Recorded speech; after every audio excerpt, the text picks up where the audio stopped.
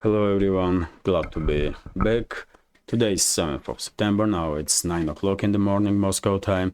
I'm Levan Kudadze and this is my first update for the day in which I will share all the main news that are making headlines in Russian media outlets and Russian language pages on different internet platforms. Second update will be a little bit late on my Patreon page in which I will share additional news that will be reported by Russian media, and also today I will try to introduce to our Patreon community new format reaction video, and hopefully community will find it interesting.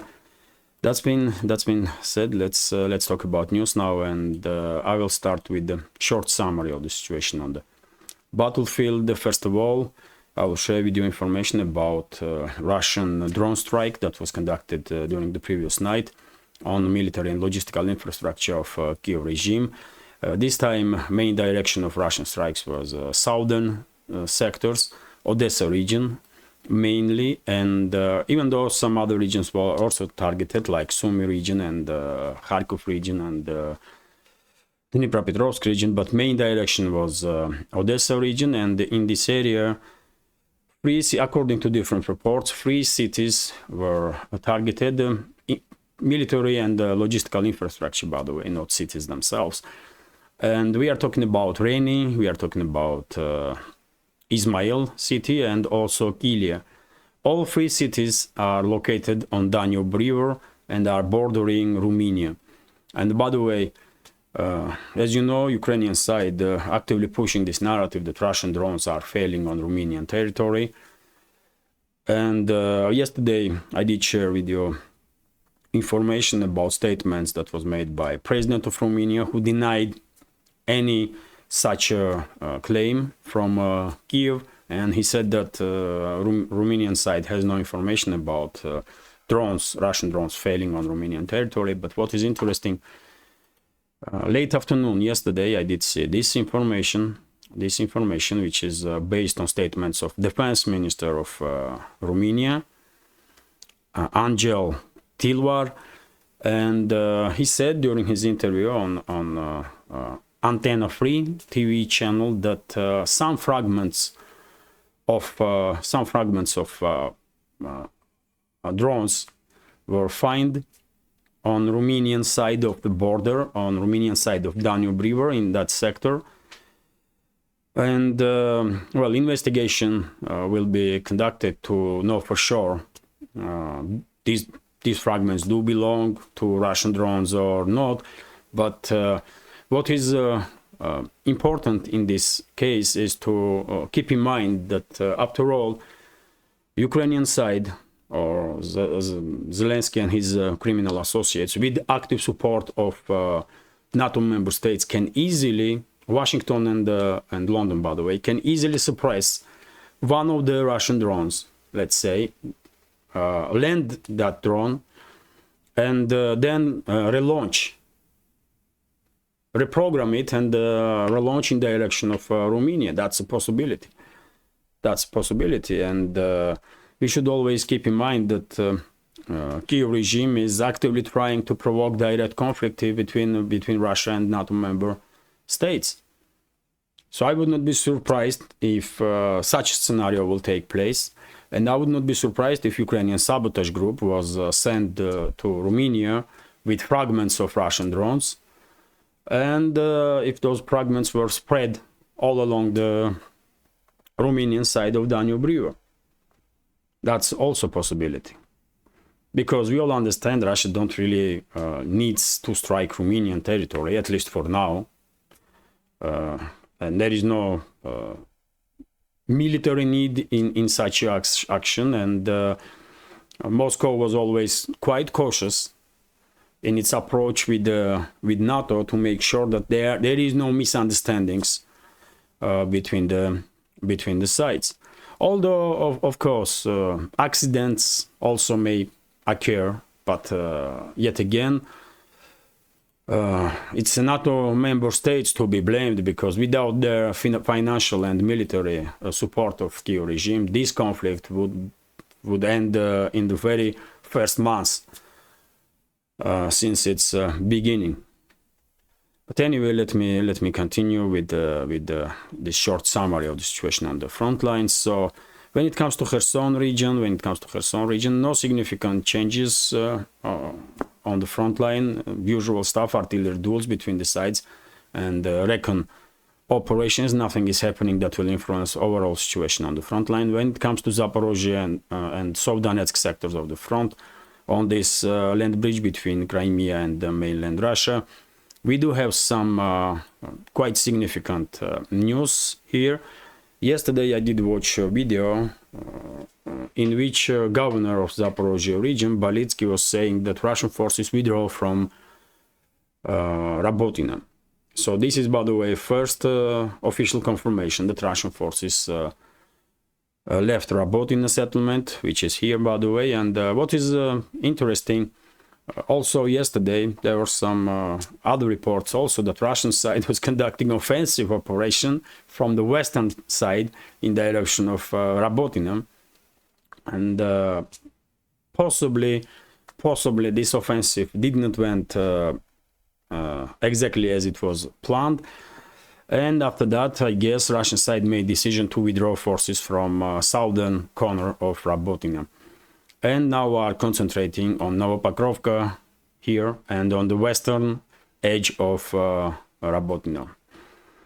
And overall, in this area, in this Orekhov bridge head, if we can say this way, situation is relatively calm in comparison to previous weeks. Ukrainian forces are trying to dig in.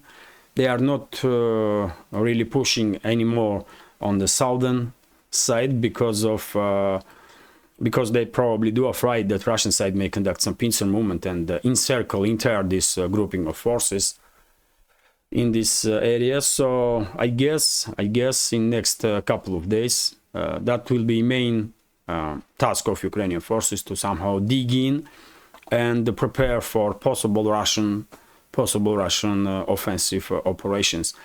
And the situation now is that Robotyne is under control of Ukrainian forces, partially in the gray zone, partially under control of Ukrainian forces. Novopokrovka under full Russian control, and Verbovo is under full Russian control. And these two settlements are basically main direction of Ukrainian offensives right now.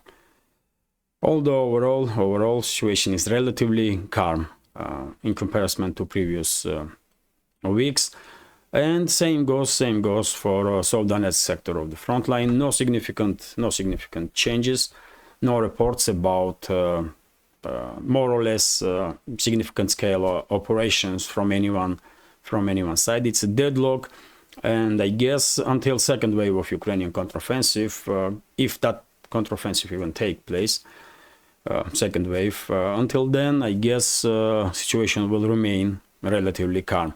When it comes to Donetsk direction, no significant changes yet again. Russian side is quite active in direction of Krasnogorovka, in direction of Avdiivka.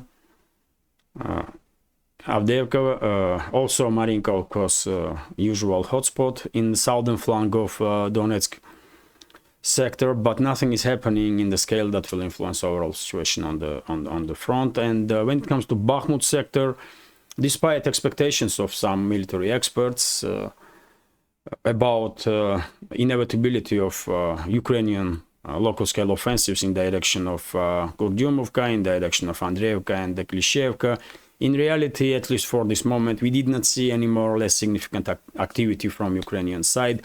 All these settlements, Kurdyumovka, Avdiivka and Klishevka, are under full Russian control. And by the way, when it comes to Bakhmut sector, probably all of you did read or see information, see videos about missile strike in Konstantinovka here, as a result of which 15 or 16 civilians died. And this settlement is controlled by Ukrainian forces. There are different reports. Some say 15 civilians died, some say 16, some even reporting about higher numbers. Tragedy, of course. And what is extremely important in this case is to understood which side did launch this missile strike. And well, many channels did conduct an investigation. You can see some results of those investigations on my Telegram. Also, I did share information about it, and many experts are united in opinion that this missile was launched from a west side, western side, and it was launched by Ukrainian forces. So this was some kind of false flag operation from Kiev regime, maybe because they wanted something to have during this visit of Blinken in Kiev, something to talk about, and to once again fuel this anti-Russian hysteria in Ukraine and in Western world. So I'm quite sure at this moment, when I see so many information about this strike, that it was done by Ukrainian forces.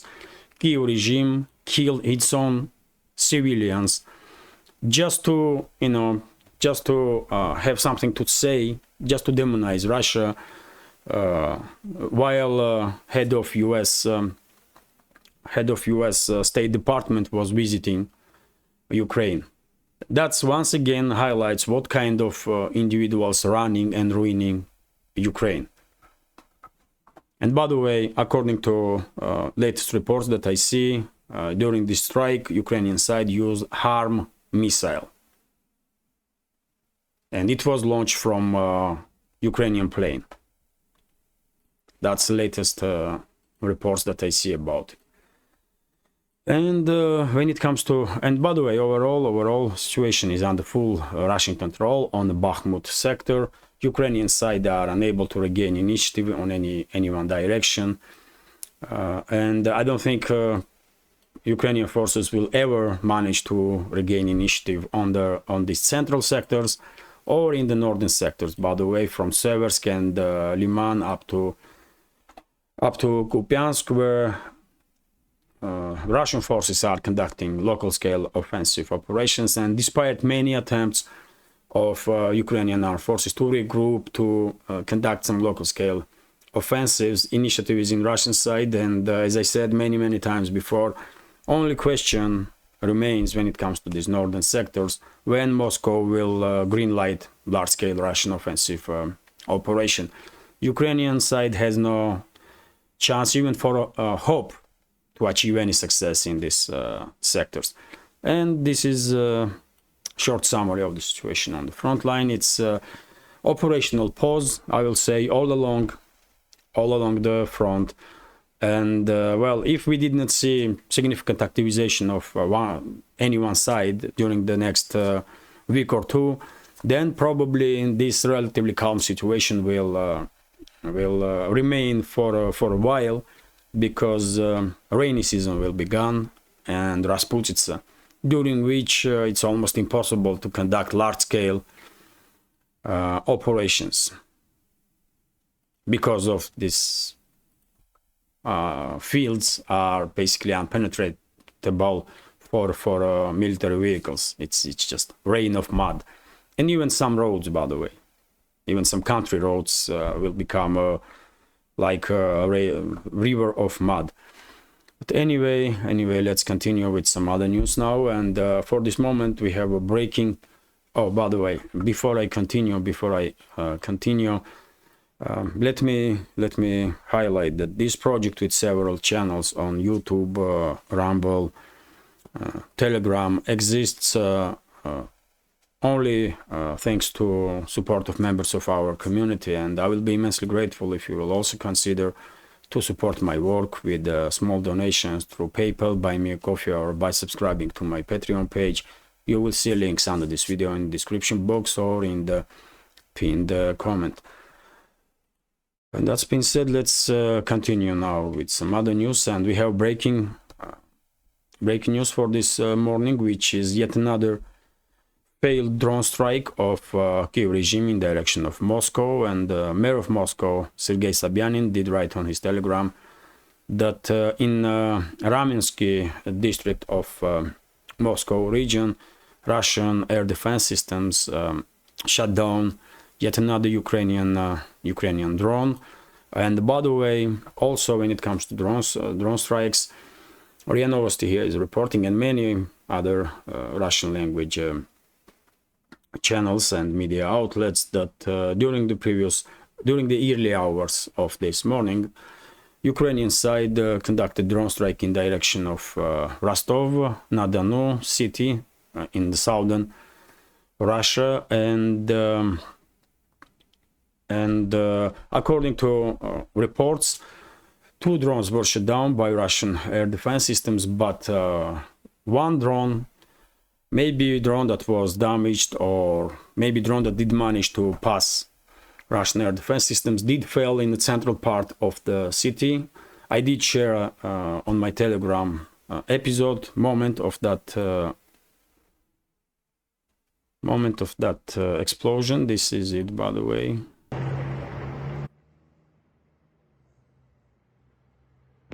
That's a moment when a drone fell in the central part of Rostov-on-Don, and this happened on the opposite side of headquarters of Russian Southern Military District. So I guess target for this drone was this headquarters, but for whatever reasons it failed. It did not reach its target and fell on civilian area. And by the way, we have also reports that emergency situation have been declared in Rostov because of this drone strike. Several buildings in that area was seriously damaged, and at least 99 people that were living in those buildings will be probably evacuated to some other place, because as I understand, the buildings did receive some serious damage when it comes to construction. And well, let's continue. TASS news agencies reporting that Russian Frontline aviation did conduct 9 missile and bomb strikes on Ukrainian forces in Kupyansk direction. As I mentioned, Ukrainian side do try to regain initiative at least in some directions, and they are constantly conducting some regrouping operations, some local scale offensives, or at least trying. They are failing, and I guess Russian aviation is playing significant role in that. And well, according to this report, which is based on Russian Defense Ministry, Russian helicopter gunships Ki-52 and Mi-28 were conducting these operations, storming operations, to destroy positions of Ukrainian forces. And well, 9 sorties were conducted for this, and I guess quite successfully, because we did not see any reports about any more or less significant success of Ukrainian forces on the northern sectors of the front, not just during the previous 12 to 24 hours, but for a while now, for several months at least. And by the way, you may find this information also interesting. TASS news agency is reporting that Russian construction bureau Vostok is planning to conduct to begin production of Scalpel Drone, and it does resembles Lancet quite clearly. It does resembles Lancet, and the first bunch of Scalpel drones will arrive at front in October. So I guess it's only a matter of time now, and we will see drone strikes, successful drone strikes, not just by Lancet drones but also by Scalpel drones. And according to some technical data that we have. This drone can carry 5 kilograms of explosives, and it can fly 120 kilometers in hour and on 40 kilometers distance. So in fairly short, and by the way, I did share this information because Lancet drones definitely did become kind of game changers in this conflict. Drones in general, but especially Lancet drones, because as you probably did see on my Telegram page and many other pages, Lancets are extremely effective. Extremely effective, and they did destroy hundreds of pieces of Ukrainian military equipment, especially artillery systems, although Lancets quite effectively were used even against tanks. And one of the Leopard 2s, for example, was destroyed by Lancet drone. It did manage to basically penetrate turret of that tank, which was quite surprising, really, because Leopard 2s supposed to have a little bit more armor. But anyway, let me continue. TASS news agency is reporting that Anthony Blinken, during his visit in Ukraine, did make an announcement that US will provide Kiev regime with additional military aid, this time for $1 billion,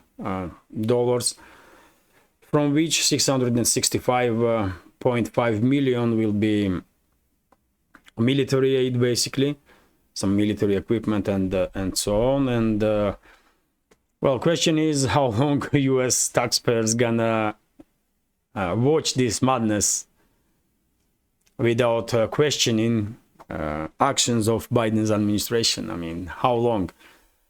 Can you imagine what could be done for US citizens with $1 billion, let's say? They are cities in US that has no clean water, for God's sake, in 21st century. And instead of providing its own citizens with clean water, this criminal administration in Washington, the Biden as administration, these mass murderers are sending taxpayers' money to other criminals like Zelensky and his mass murderer associates. It's crazy, though. It's crazy. And unfortunately, I think this will continue. This is madness from Washington continue as long as Biden are in the office. That's it, because we all know that it's not Biden that makes decisions. Biden cannot understand which day he is and who he is himself. I mean, of course, he does not make any decisions. But people that do, they are quite keen to continue to prolong this conflict in Ukraine as long as possible, and to make some more money, or to steal more billions and billions from US taxpayers, and they aren't gonna stop. That's for sure. And the next information is also quite interesting. US officially confirmed that they are planning to provide Zelensky and his associates with shells with depleted uranium, and well, US will become second country who will participate in poisoning citizens of Ukraine after United Kingdom. And well, Ukrainian society should really think who their friends are, because it's not some kind of conspiracy theory, by the way. It's well known and scientifically proven that depleted uranium shells are extremely poisonous and toxic, and areas where these shells will be used will probably be poisoned for decades and decades, or maybe forever. And that's what UK's and US governments are doing to Ukraine, by the way. Anyway, let's continue. From military standpoint, of course, these shells not gonna change anything, but from humanitarian standpoint, Of course, it's a big deal because US and UK basically are poisoning land and water in Ukraine by providing these shells, and eventually they are poisoning Ukrainian citizens. That's it. It's direct connection. And let's continue several news about some economical developments. So RT is reporting that car sales in Russia have continued to grow, which is, by the way, on its own is quite an indicator that Russian economy is doing quite okay despite this heavy pressure from the so-called Western elites. And when car sales more than double in August on year scale, data from the Russian analytic agency Autostat showed on Tuesday. Sales of new passenger cars last month reportedly reached 109,000 units, over 2.5 times the figure in August of 2022, which is quite something. And total of 606,000 passenger vehicles were sold in the first 8 months of this year in Russia, which is 41% more than in the same period last year. And by the way, Russian Lada remains the top-selling brand in the country. And by the way, Chinese car brands are second. Chinese car brands are feeling this void that was created when Western car manufacturers decided to leave Russia. And as I said many times before, Chinese businesses, they are very clever, man. They are using this unique chance, unique opportunity to establish themselves in Russian market and take as much share in market as they possibly can. So when sometime in the future, when this conflict will end in Ukraine and eventually Russia and the Western states will begin to normalize relations, which is inevitable, I guess, not in year or 2 years time, but sometime in the future, I guess Western companies will find it extremely difficult to establish themselves on Russian market. But anyway, let's continue. And Putin, RIA Novosti is reporting that Putin had a phone call with the Prince of Saudi Arabia, and main topic, of course, was oil market. And well, two countries are cooperating in a significant levels, and because of this cooperation, oil producing nations did manage to keep oil prices on acceptable level, which is not really good news for Western so-called elites, but they have to live with it. And also interesting news: Russian Minister of Agriculture, if I'm not mistaken, is proposing to ban fuel exports from Russia, at least before harvesting season will end. And this is quite significant because Russian oil products are quite popular, and among main customers, by the way, are European states. They are buying oil products not directly from Russia. Mainly they buy Russian oil products from third parties and already pay significantly more than if they will buy it directly from Russia. But now we see that, well, some high-ranking Russian officials are basically demanding oil ban to make sure that Russian agricultural sector has enough fuel to itself. It may happen, who knows.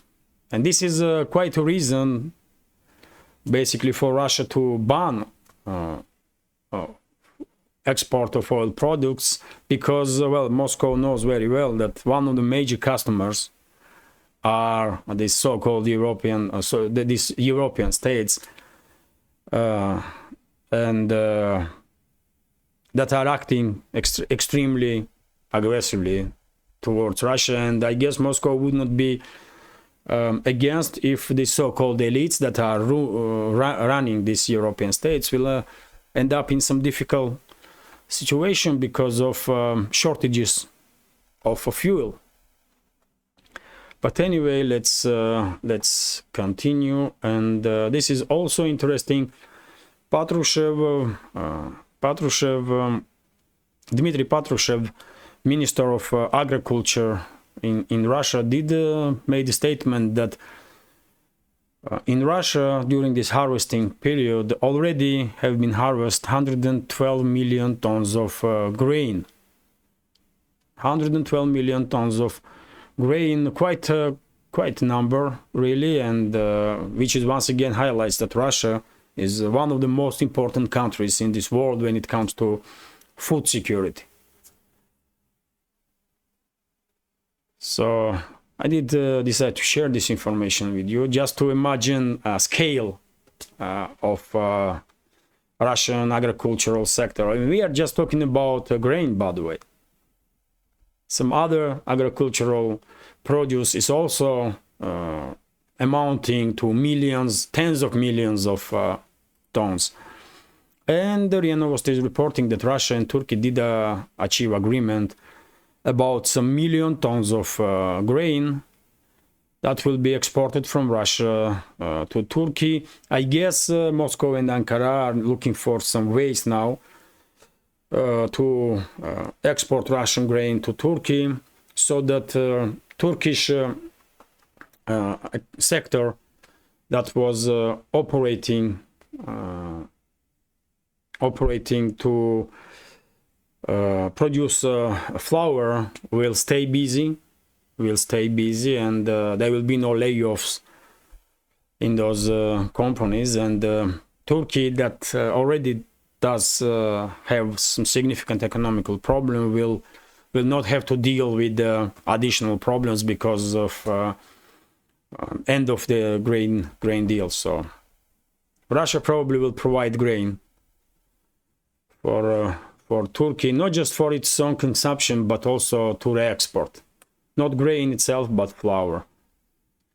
And that was main reason, by the way, why Turkey was so active in this grain deal topic. So now, if Russia will provide Turkey directly with grain, then I guess Ankara will chill. And let's continue. This is also quite interesting news. TASS news agency is reporting that Japan did launch its first lunar probe module with a missile H-2A, which is quite a achievement for Japan. And well, we can congratulate Japan for this success. Hopefully entire program will be success. And as I said many times before, whenever some scientific breakthrough or achievement in any country, all of us should be happy about it and celebrate. At least this field, science, should stay out of politics. It's not always the case, but it's supposed to be out of politics. And this is the last news for today's first update. I guess short update. Yes, it's quite short update. Hopefully you will find it interesting. And if so, please click that like button, leave some commentary about any topic you like, and If you can, please share links to my videos or my channel with your friends on Facebook, Twitter, Telegram, or any other platform that you are active on. This way I may have a chance to reach wider audience. And before I end this video, let me thank all of you for your time and attention, and special thanks, of course, to members of our community that do support my work through with small donations. This project exists, as I said many times before, exists only because of your support. So thank you very much, and take care.